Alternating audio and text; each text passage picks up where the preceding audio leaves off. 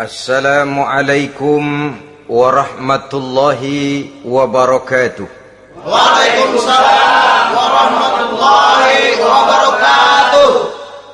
Bismillahirrahmanirrahim. Alhamdulillahi rabbil alamin. Wassalatu wassalamu ala ashrafil mursalin, imamil muttaqin, sayyidil ghurril muhajjalin, wa ala alihi wa ashabihil mujahidin at-tahirin, amma ba'du.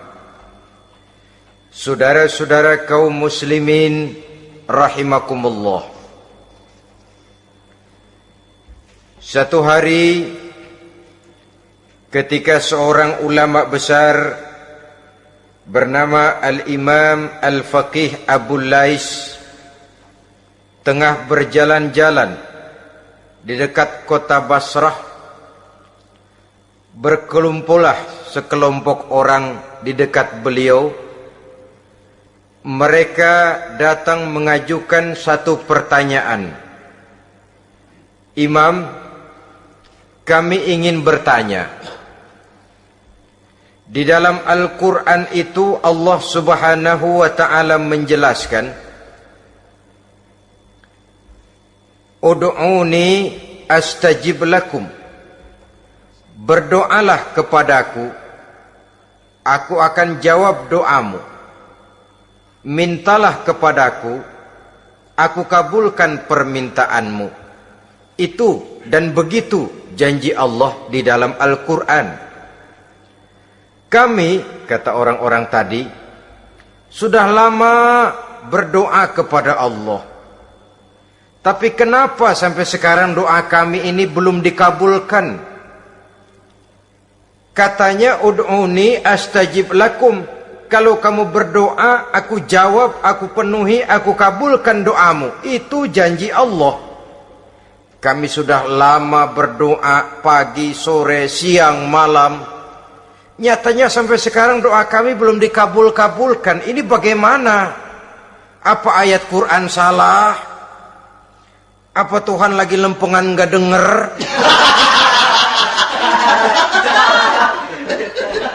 Apa doa kami yang terbalik? Kelihatannya sepele saja ini. Doa tidak didengar oleh Allah. Permohonan tidak dijawab, tidak dikabulkan oleh Allah. Tapi sebenarnya kalau kita mau merenung, kemalangan apa yang paling besar dalam kehidupan ini selain daripada kalau permohonan dan doa kita sudah tidak dihiraukan oleh Allah? Artinya hidup sudah tidak diopeni oleh Allah. Jangankan Allah, saudara-saudara, kita nggak diopeni sama mertua saja bingung. Ini mertua diem aja, kalau saya salah apa salahnya, kalau ada yang dikepengenin apa kepengenannya, boyak ngomong kenapa diem begitu. Ini tidak diopeni oleh Allah. Kemalangan apa yang lebih malang selain daripada kalau doa sudah tidak didengar oleh Allah? Itu sudah kemalangan yang paling malang, lebih malang dari kota Malang saya kira.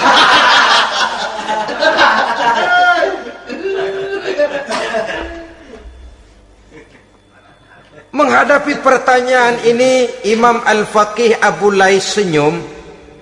Lalu beliau berkata, tuan-tuan, tahu kenapa doa tuan-tuan tidak dijawab, permohonan tidak dikabulkan? Allah sudah tidak memperdulikan tuan-tuan ini. Kami tidak tahu, Imam, maka kami bertanya. Begini, hati tuan-tuan itu mati. Dari hati yang mati, channel tidak nyambung kepada Allah. Dari channel yang putus tidak ada getaran strom, bagaimana akan timbul gejala?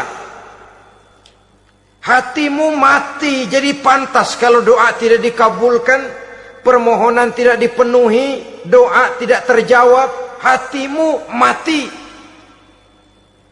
Saudara-saudara kaum muslimin, dari hati yang mati ini, getaran tidak akan sampai ke hadratullah azza wa jalla. Nah, ini juga satu penyakit yang kita sangat khawatirkan, yaitu apabila hati kita sudah mati selagi jasad masih hidup. Artinya, jadilah kita bangkai berjalan di hadapan Allah Subhanahu wa ta'ala. Sementara kita sangat disibukkan dengan menggali berbagai macam jenis obat penangkal penyakit zahir, dan kita kurang perhatian untuk mencari obat penangkal penyakit batin yang kalau diserang penyakitnya menghancurkan kehidupan abadi di akhirat nanti. Perkembangan ilmu kedokteran nyata benar diikuti dengan perkembangan jenis-jenis penyakit. Makin maju ilmu kedokteran, makin modern penyakit. Ngerti juga rupanya itu penyakit. Dulu kita tidak kenal yang namanya AIDS. Kita tidak tahu yang namanya liver. Kita tidak kenal yang namanya stres. Paling yang banyak cika, masuk angin, dan sebagainya. Tapi baiklah, penyakit-penyakit batin yang menyebabkan hati menjadi mati, dan dari hati yang mati, doa tidak naik, tidak didengarkan oleh Allah Subhanahu wa ta'ala. Nah, kata orang-orang tadi, yang menyebabkan hati kami mati ini apa, Imam? Beliau menjawab, pertama, araftumullaha wa lam tu'tuhu haqqahu.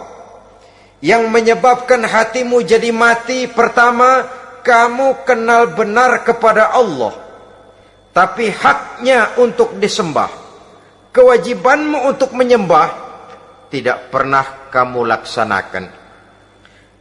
Bagaimana Allah tidak akan jauh dari kita kalau kita tidak akan mengadakan pendekatan kepadanya? Dan pendekatan kepada Allah hanya bisa kita tempuh melalui jalur kegiatan ritual ibadah. Allah akan terlalu jauh apabila kita hanya membicarakannya lewat filsafat dan renungan yang mendalam. Tapi Allah akan dekat dan terasa hadir dalam hidup apabila kita dekati ia dengan pelaksanaan ibadah kepadanya.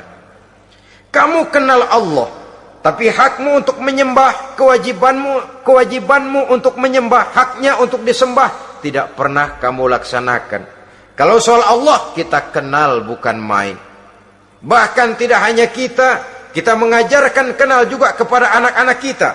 Kalau ditanya siapa pencipta matahari, bulan dan bintang, Allah. Siapa pencipta lautan, gunung, hutan belantara dan sungai-sungai? Allah. Siapa pencipta bumi, matahari dan sebagainya? Allah. Sembahyang apa enggak? Bagaimana nanti?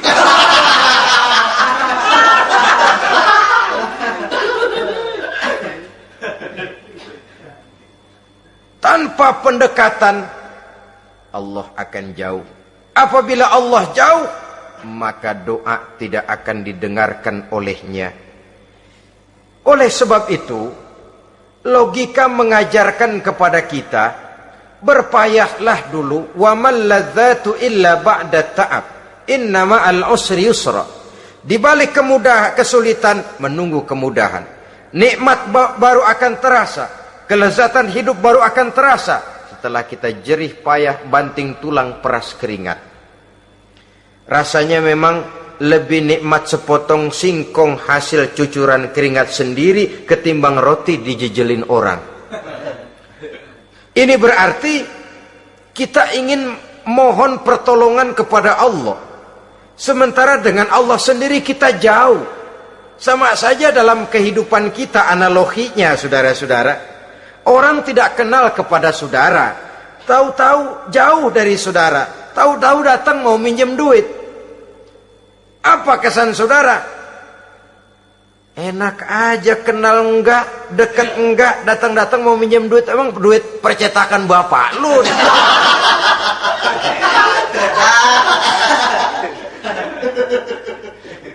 Sedangkan yang kita kenal, sedangkan yang kita bertemu tiap hari, Sedangkan yang sering datang ke tempat kita, kalau satu saat dia pinjam duit, toh kita kadang-kadang masih mikir. Apalagi datang nggak pernah, berkunjung nggak pernah, ngobrol nggak pernah, apalagi kenal juga nggak pernah, datang-datang mau minta. Macam apa? Datang nemuin Tuhan setahun 2 kali, Idul Fitri doang sama Idul Adha. Doa cerewet banget, apa aja diminta. Saudara hadirin, bagaimana doa akan kabul, permohonan akan dijawab? Jikalau kita jauh dari Allah, kita kenal Allah, haknya untuk disembah, kewajibannya untuk menyembah, tidak pernah kita laksanakan. Itu yang menyebabkan hati kita lalu menjadi mati. Padahal mengenal Allah, setelah mengenalnya, mengadakan pendekatan kepadanya melalui ritual ibadah yang dicontohkan oleh Rasulullah Sallallahu Alaihi Wasallam.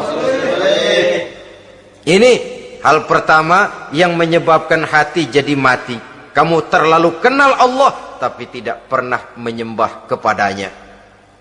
Sama aja orang kerja kagak, habis bulan mau minta gaji. Enak kita jitak kepalanya. Macam apa? Kerja enggak, tahu-tahu datang mau minta gaji. Kerja dulu yang baik, habis bulan baru enggak diminta pun memang sudah ada jatahnya. Ibadah dulu kita kepada Allah. Soal Allah memberikan karunia kepada kita, itu hak Allah. Apabila kita dekat dengannya, ibadah yang kita laksanakan benar, karunia itu akan datang kepada kita. Saudara-saudara, yang kedua yang menyebabkan hati jadi mati, qara'tumul Qur'an walam ta'malu bih. Kamu baca Al-Qur'an tapi ajarannya tidak pernah kamu amalkan. Kamu baca Quran tapi isinya kamu injak-injak. Sehingga ada peringatan dari Rasul Sallallahu Alaihi Wasallam.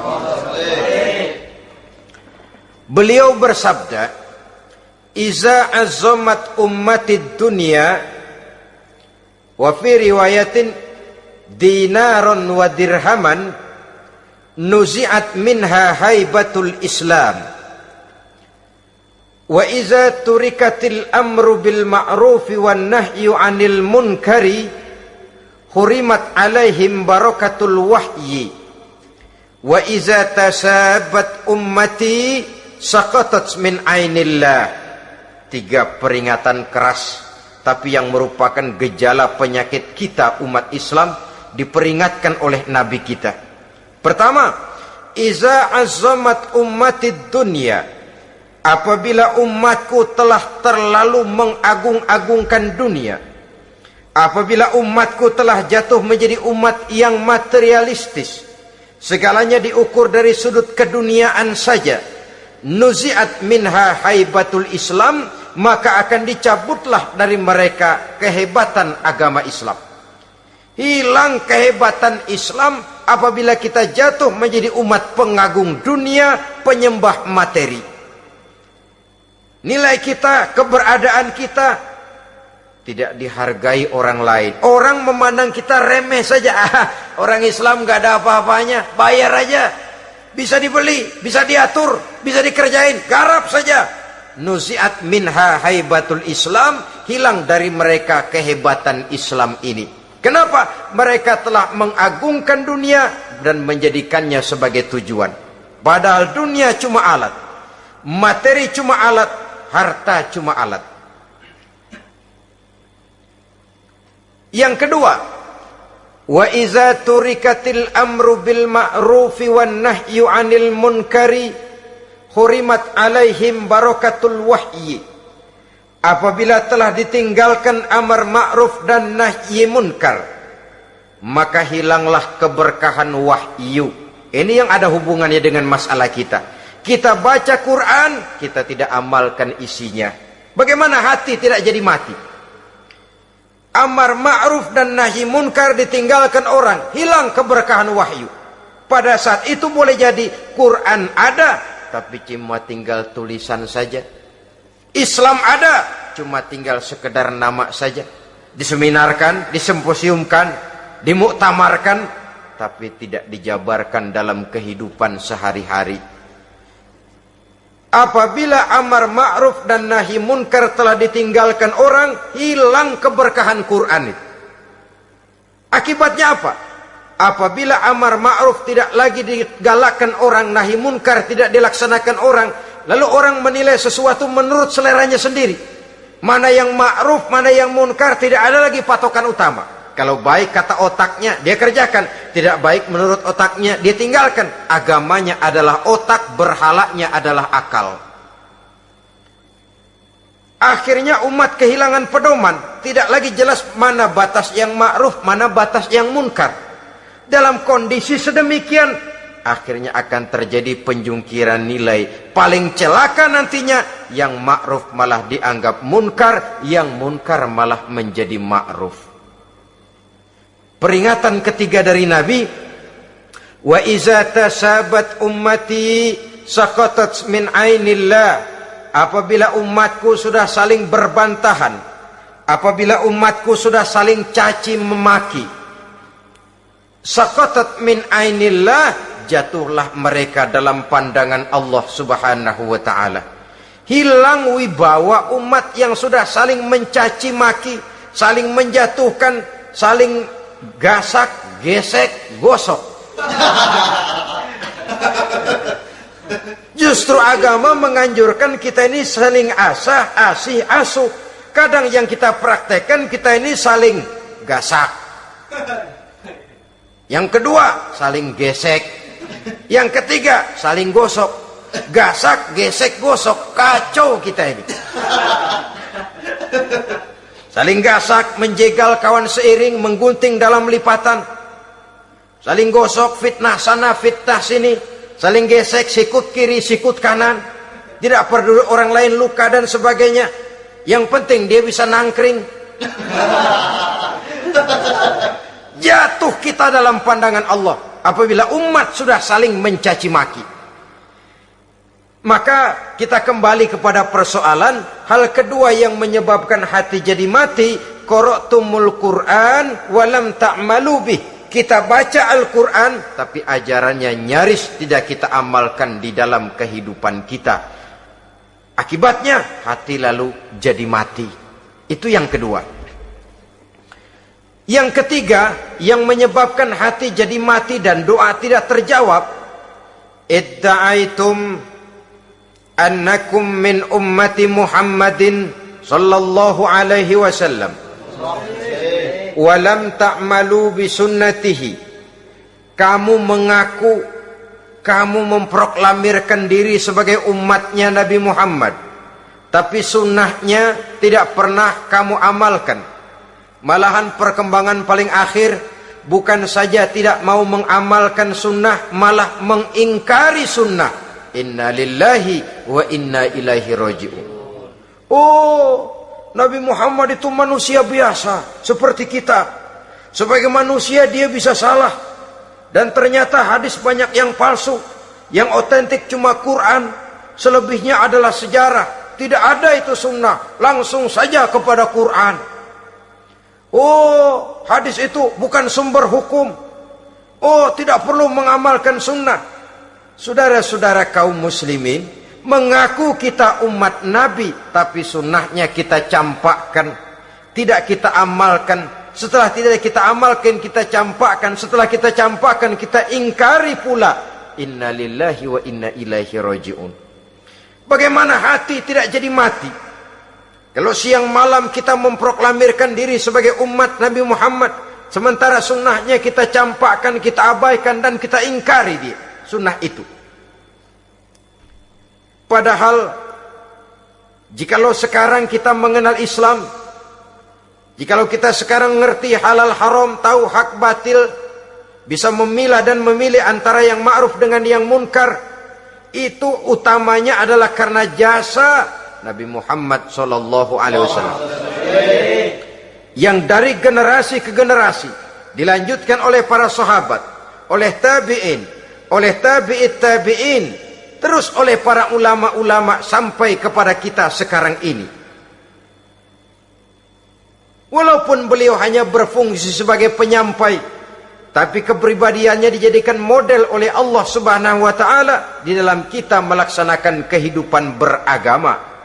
Bahwa beliau manusia seperti kita, memang dalam arti unsur biologisnya ya manusia, punya darah, punya daging, punya hati, punya perasaan, bisa sedih, bisa gembira. Tetapi beliau itu termasuk basyarun la kal basyar, manusia yang tidak seperti manusia pada umumnya, punya spesifik, dan itu wajar sebagai seorang rasul pilihan Allah, apalagi merupakan rasul pilihan dari sekian puluh pilihan. Bahwa jamrud itu batu memang, tapi nilainya kan berbeda dengan batu kolar. Satu truk batu kolar dengan barangkali segenggam batu jamrud, nilainya tentu jauh lebih mahal batu jamrud.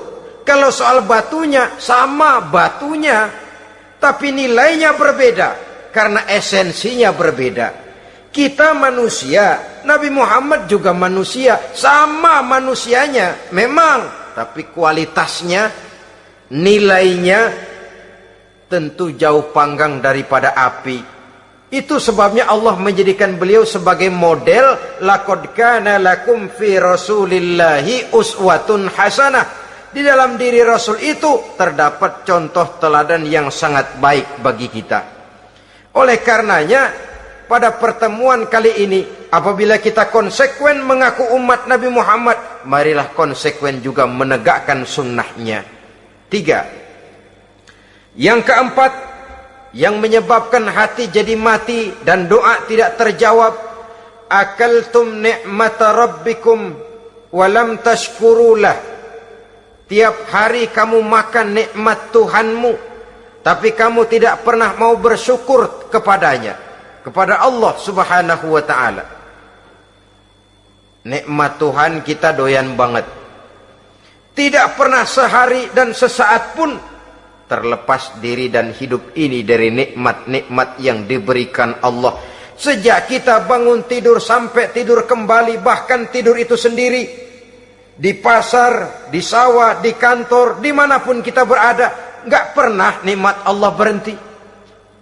Hidup kita dalam alam diberikan segala fasilitas untuk menunjang kehidupan. Nggak pernah Allah pasang pajak matahari, nggak pernah Allah pasang pajak gas udara.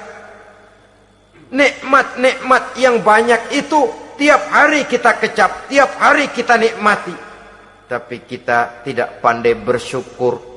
Padahal Allah memberikan peringatan keras dalam hadis qudsinya, man lam yashkur ala na'mai wa lam yasbir ala balai falyakhruj min tahti samai wal yatlub rabban siwaya. Siapa yang tidak mau bersyukur terhadap nikmat yang aku berikan kepadanya dan tidak mau bersabar terhadap ujian yang aku berikan kepadanya, silahkan keluar saja dari kolong langit ini dan cari Tuhan selain aku. Diusir oleh Allah. Kalau orang tidak mau bersyukur terhadap nikmat yang aku berikan dan tidak mau bersabar terhadap ujian yang aku timpakan, keluar dari kolong langitku, keluar, cari Tuhan selain aku. Diusir. Lah yang ngusir Allah. Anak sekarang bilang mau ke Menong.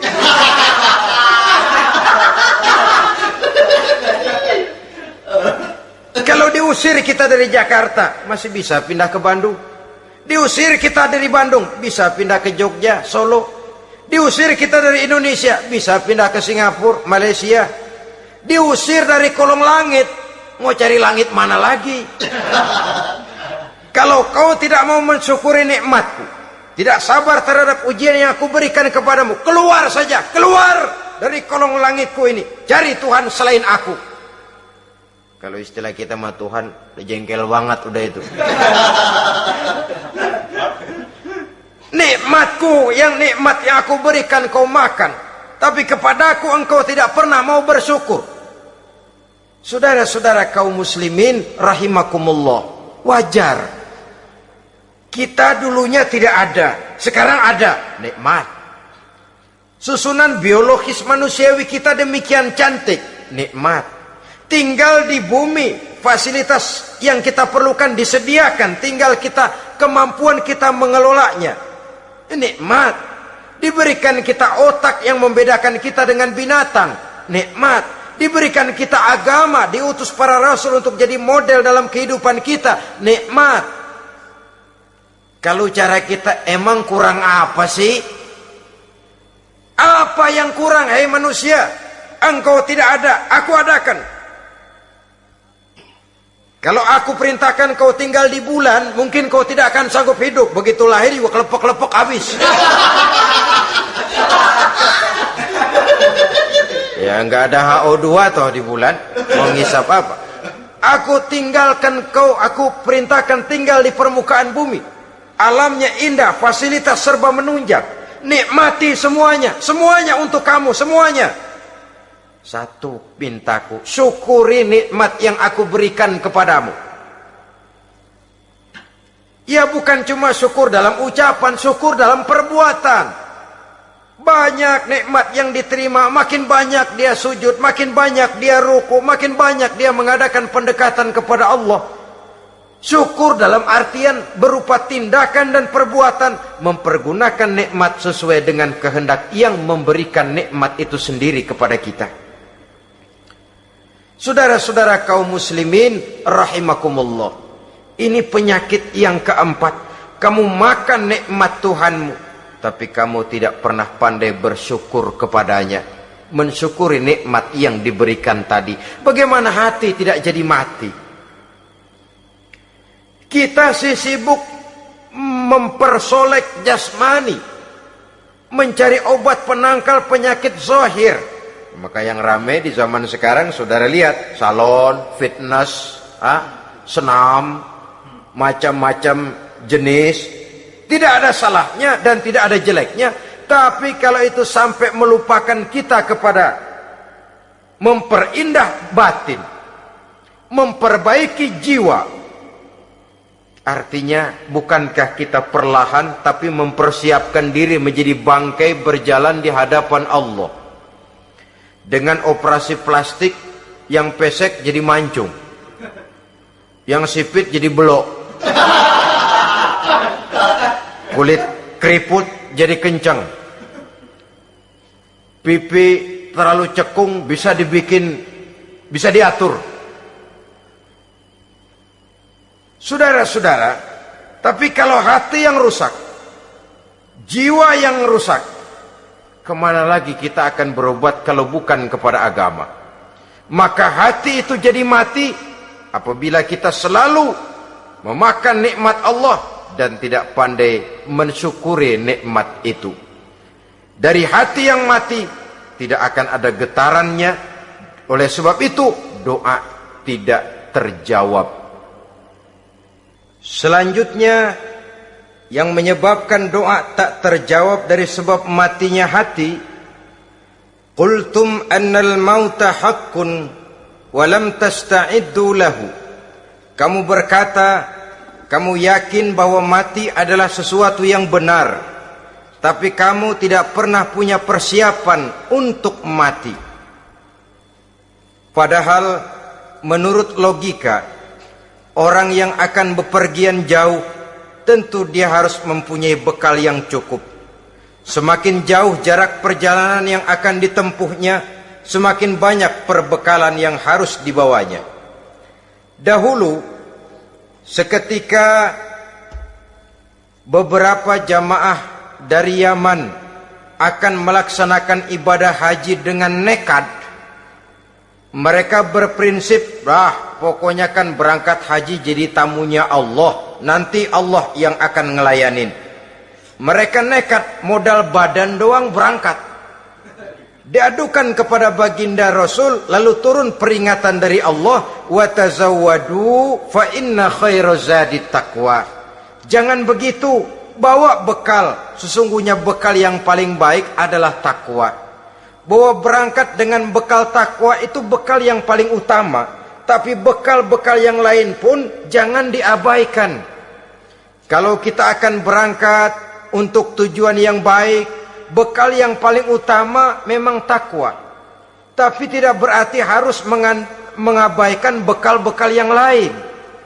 Begitulah, semakin jauh perjalanan yang akan kita tempuh, semakin banyak bekal yang harus kita hadapi.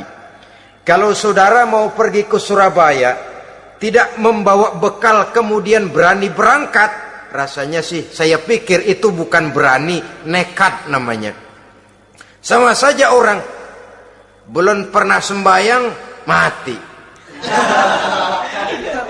nekat tuh orang, berani amat. Belum berbuat kebaikan barang sedikit pun sudah mati, nekat namanya itu.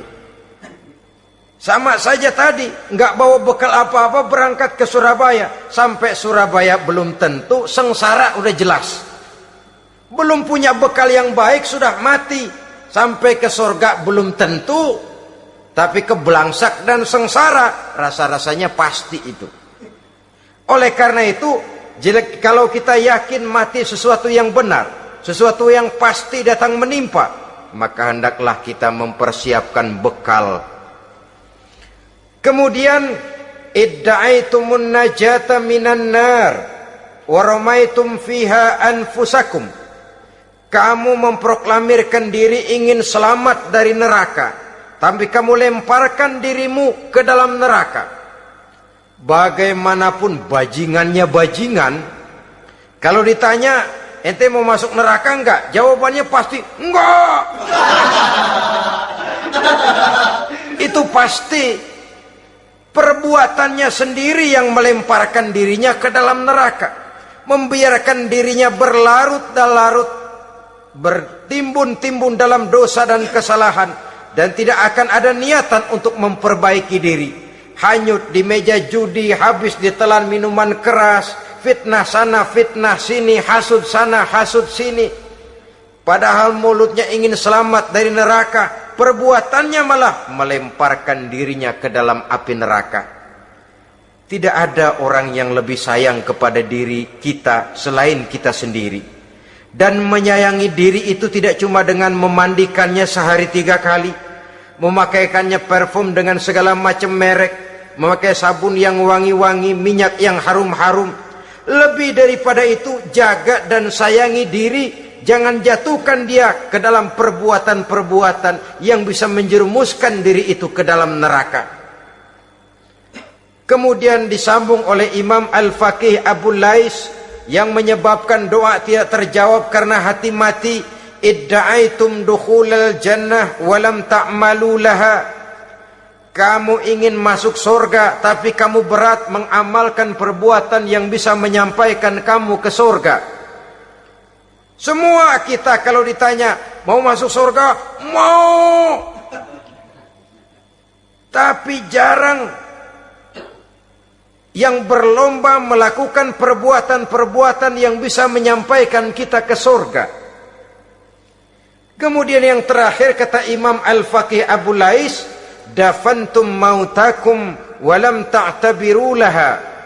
Kamu menguburkan orang yang mati di antara kamu, tapi kamu tidak bisa mengambil i'tibar, tidak bisa mengambil pelajaran dari mayit yang jenazah yang kau kuburkan itu. Mestinya kan nguburin orang tuh membuat sadar. Iya, kalau sekarang dia saya baringkan di liang lahat, menghadap ke arah kiblat, bantalnya tanah, setelah itu ditutup dengan papan, lalu ditimbun dengan tanah. Iya, sekarang giliran dia.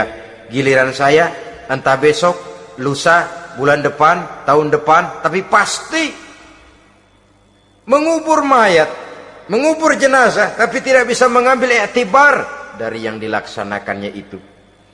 Ini merupakan penyakit-penyakit batin yang merupakan handicap, yang menimbulkan jarak antara kita dengan Allah Subhanahu wa ta'ala. Pantas kalau itu semua ada pada diri kita, hati jadi mati. Dari hati yang mati, doa tidak akan tembus. Kita tidak lagi akan diperdulikan oleh Allah Subhanahu wa ta'ala. Dan itu sekali lagi kemalangan yang terbesar dalam kehidupan kita. Bagaimana jalan keluarnya? Pertama, memperbaiki batin kita, menyelamatkan diri daripada penyakit-penyakit yang bisa mematikan hati seperti yang sudah saya sebutkan tadi. Yang kedua, berdoa dengan adab, sehingga tata cara di dalam kita bermohon kepada Allah Subhanahu wa taala dibicarakan secara khusus oleh Al-Imamul Ghazali dalam kitab Ihya beliau yang disebut adabud doa. Adab di dalam kita melaksanakan doa kepada Allah Subhanahu wa taala. Setelah batin ini bersih dari penyakit-penyakit hati yang bisa menyebabkan hati jadi mati, berdoalah kita kepada Allah. Bagaimana adabnya? Kata Imamul Ghazali rahimahullah, yang pertama hendaklah ia di dalam berdoa itu memilih waktu yang mulia. Minal awqatis syarifah, kata beliau. Memilih waktu-waktu yang punya nilai mulia. Ramadan dalam 1 tahun, Jumat dalam tiap minggu, sepertiga malam yang akhir pada setiap hari. Waktu-waktu yang punya nilai mulia. Walaupun misalnya saudara berdoa pada hari Kamis, tidak ada halangannya Allah mau kabulkan. Ini tidak berarti bahwa kalau sudah berdoa hari Jumat lalu hari Kamis tidak mau berdoa, tidak. Lebih memilih mengintai waktu-waktu yang punya nilai mulia. Lailatul Qadar sekali dalam setahun. Waktu-waktu yang punya nilai mulia. Logikanya begini, saudara-saudara.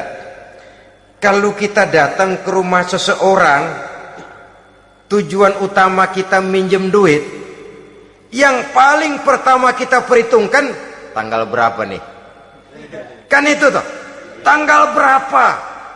Kalau tanggal 20 atuh minjem duit, orang lagi ngap-ngapan,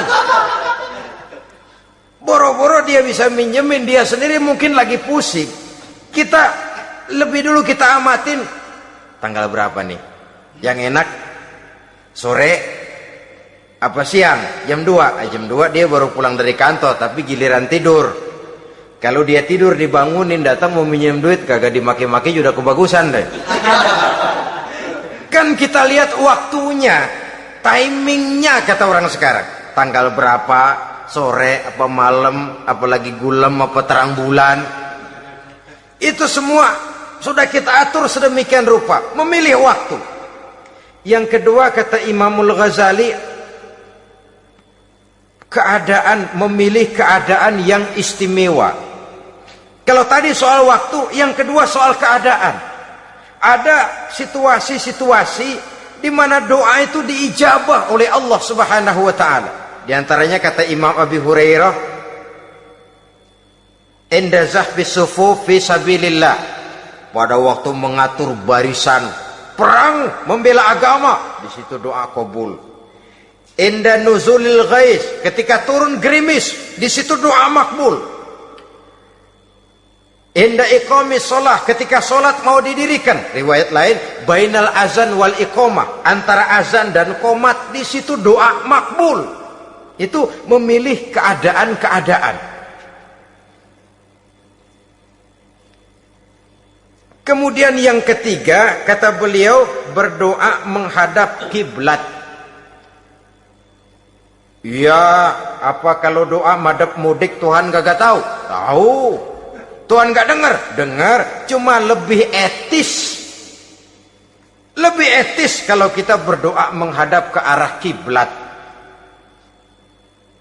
Saudara-saudara kaum muslimin rahimakumullah. Yang keempat, hifdzus saut, menyederhanakan suara. Tidak terlalu keras, juga tidak terdengar orang lain, apalagi kalau doa kita diaminkan oleh orang lain. Tidak usah terlalu keras. Kenapa? Karena Allah yang kita meminta kepadanya bukan zat yang tuli, bukan zat yang buta, bukan zat yang tidak dengar, bahkan dia maha dengar. Juga tidak terlalu seperti orang berbisik-bisik, apalagi kalau doanya doa bersama-sama. Tapi kadang-kadang terdorong oleh husnuzon dari para makmum saja. Tidak peduli apa yang dibaca oleh imam, yang kedengaran cuma amin aja gerengan. Amin, amin, amin, amin, amin, amin.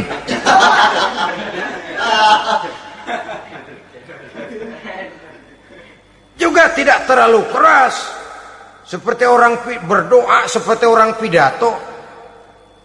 Saudara-saudara kaum muslimin rahimakumullah. Yang kelima, alla yatakallafa saja' fid du'a. Dalam berdoa, kalau istilah kita, jangan nyelongcong. Sajak sujak ini menunjukkan sikap berani kepada Allah. Misalnya ada orang berdoa, ya Allah ampunilah saya kalau engkau mau. Kalau Allah mau. Kasihanilah saya ya Allah kalau engkau mau. Itu doa orang songong. Atau sama saja, ya Allah berilah saya rezeki dikit aja. Emang kenapa pakai begitu?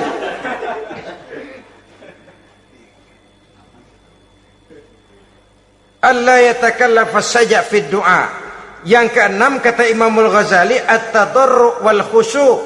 Dengan tadarru' dan khusyu', dengan sikap tawadu, benar-benar ya seperti kita lah kalau datang memang menghajatkan pertolongan dari seseorang, segala action kita atur supaya hajat kita itu kabul, kan begitu. Kadang-kadang istilah orang kalau perlu ngesor mah ngesor dah, yang penting permintaan dikabulkan, gitu saja. Kita lihat sekarang ini, ramai orang bicara soal film-film Parno. Kelihatannya pendatang-pendatang baru, pokoknya asal bisa main dah, bugil ya bugil dah. Yang penting nyohor, bisa tampil. Walaupun dalihnya semua sama, mula-mula cuma iseng. Adegan panas bagaimana? Kalau tuntutan skenario apa boleh buat? Apa boleh buat? Emang nggak bisa milih. Setelah film beredar baru saya juga jijik ngeliat, lah tadi kemana waktu bikin? Udah jadi baru jijik, bikinnya merem memang itu.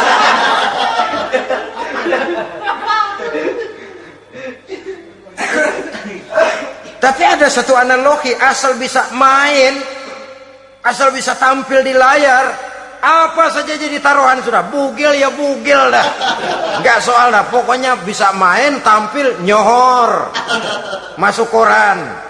Udah seperti kata-kata orang Arab, bul ala zamzam fatu'raf. Kalau pengen terkenal kencingin sumur Zamzam. Artinya apa? Bikin yang aneh-aneh, yang orang nggak kerjain, ntar ngetop. Yang ngetop lempengan jeleknya. Sumur Zamzam dikencingin, kan nyohor itu. Sedunia orang kenal. Kenapa? Gila. Saudara-saudara kaum muslimin rahimakumullah, sangat kita sayangkan kalau lalu orang berlomba-lomba dengan cuma modal paha mulus, wajah cantik, dimauin apa saja mau, lalu bisa tampil. Akibatnya yang jadi korban adalah anak-anak kita, disuguhi tontonan-tontonan yang meracuni jiwa mereka. Walaupun akibatnya barangkali ya lain, seperti band orkes dengan film memang akibatnya tidak langsung ya. Kalau band orkes akibatnya langsung, dia bisa berantem di tempat lokasi. Film orang nonton tahu dia di tempat itu, bukan di tempat itu dia praktek, pulang jadi pikiran dia, tadi serem ya, ntar kalau udah kesempatan kita praktek. Ntar ngancemnya itu yang gak enak. Tapi yang saya analogkan dengan persoalan kita, tingkah pola artis apapun dilakukan asal bisa main. Nah itu tuh, asal dapat kesempatan acting.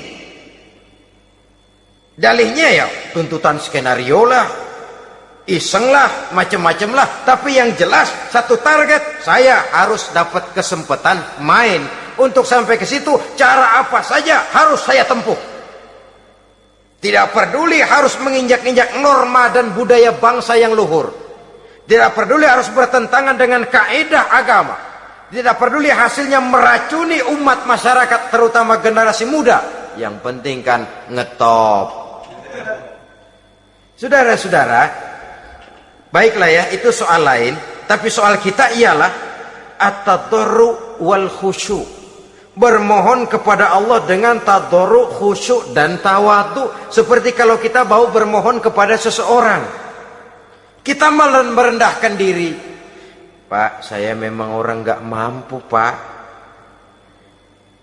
Utang saya udah selebar kampung, Pak. Anak udah 16 seprapat.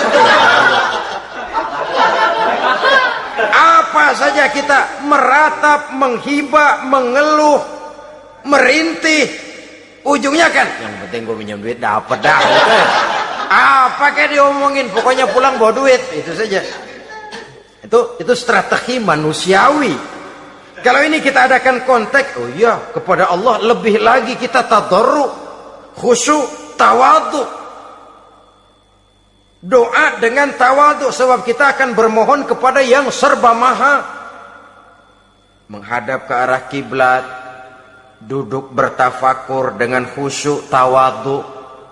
Jangan doa sembari tolak pinggang.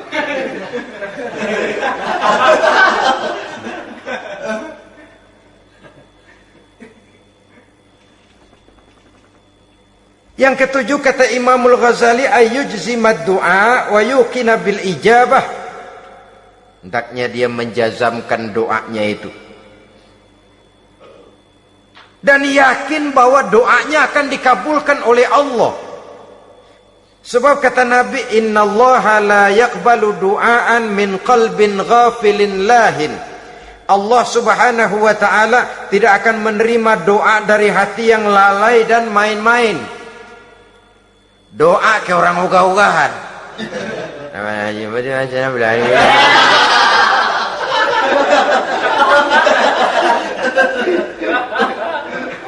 Kali malaikat nyongok dong, lu minta apa lu?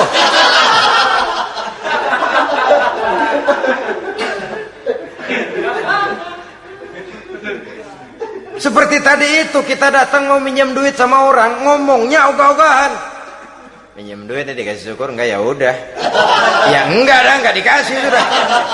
Kenapa? Mintanya begitu, enggak serius dan enggak yakin bahwa doanya akan dikabulkan. Kalau kita sudah punya keyakinan, jangan-jangan doa saya enggak diterima Allah. Enggak. Kata Allah, ana inda zanni abdi bi.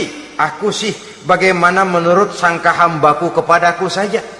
Kalau sangkanya baik, aku baik. Kalau sangkanya doanya dikabulkan, aku kabulkan. So itu doa harus dengan pasti dan harus dengan yakin doa itu akan dikabulkan dan meluruskan harapan, membenarkan cita-cita, meluruskan maksud apabila doa itu dikabulkan oleh Allah Subhanahu wa taala. Saudara-saudara, oleh karenanya jangan doa setengah hati. Jangan berdoa sambil main-main.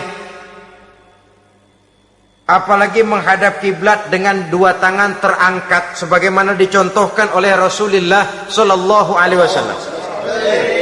Bahwa berdoa tanpa mengangkat kedua tangan pun Allah tahu, Allah dengar, tapi kelihatannya kurang serius. Seolah-olah terserah dah Tuhan, mau dikasih ya kasih, enggak ya udah. Seolah-olah kita tidak serius dalam berdoa. Kemudian yang berikutnya kata Imamul Ghazali, ayyaftatahad du'a bi zikrillah fala yabda'u bisu'al. Hendaknya dia mulai berdoa itu dengan menyebut nama Allah, berzikir kepada Allah, fala yabda'u bisu'al, jangan langsung memulai dengan permintaan. Ini tata krama etisnya. Sama juga orang kirim surat, salam sejahtera kami haturkan, padahal mah nggak ada itu juga nggak apa-apa. Itu kan maksud mukaddimah saja. Besar harapan kami semoga Bapak dan sekeluarga di sini pun berada dalam keadaan sehat walafiat. Selanjutnya kami telah dengar dari berbagai teman tentang kedermawanan Bapak, tentang bantuan Bapak di berbagai bidang yang menyangkut sosial pendidikan.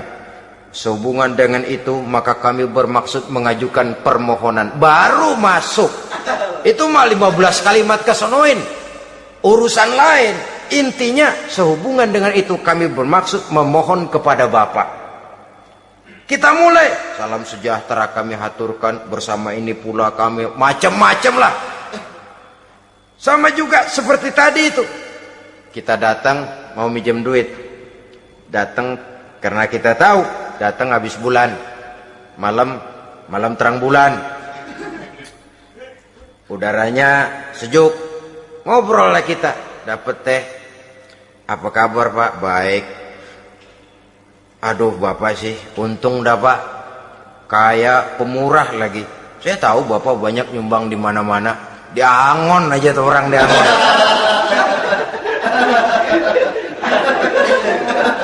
Kira-kira udah mau telap aja baru dikedet. Ngomong-ngomong Pak. Nah. Mulai nih kalau udah ngomong-ngomong. Ngomong dah tuh mulain. Baru masuk. Jadi etisnya berdoa itu dimulai dengan zikrullah. Karena itu umumnya dimulai dengan Alhamdulillahirabbil alamin. Kita puji dulu Allah. Alhamdulillahirabbil alamin hamdan yuwafi ni'amahu wa yukafi'u mazidah. Kita puji dulu Allah. Seperti orang tadi lah. Kita puji dulu kebaikannya. Walaupun pada akhirnya kita minjem duitnya. Ya, sebenarnya Allah nggak perlu dipuji toh. Dipuji atau tidak Allah tetap termulia. Ini etis manusia. Allah tidak berharap untuk dipuji oleh manusia. Allah tidak untung seluruh alam memujinya. Manusia mau memuji atau tidak itu urusan manusia sendiri. Allah tidak minta untuk dipuji. Allah juga tidak gila kepada pujian. Kalau kita memulai doa dengan pujian, etis kita kepada Allah Subhanahu wa taala di dalam kita bermohon kepadanya. Saudara-saudara kaum muslimin rahimakumullah. Kemudian menyesuaikan doa dengan kondisi. Ini termasuk syarat batin ya, taubat, waraddul mazalim kata Imam Ghazali, menolak segala macam kezoliman. Artinya kalau berdoa itu tahu diri. Kalau gaji kita sebulan 700 atau 800 900 ribu, berdoa minta rezeki 1 juta, itu tahu diri namanya.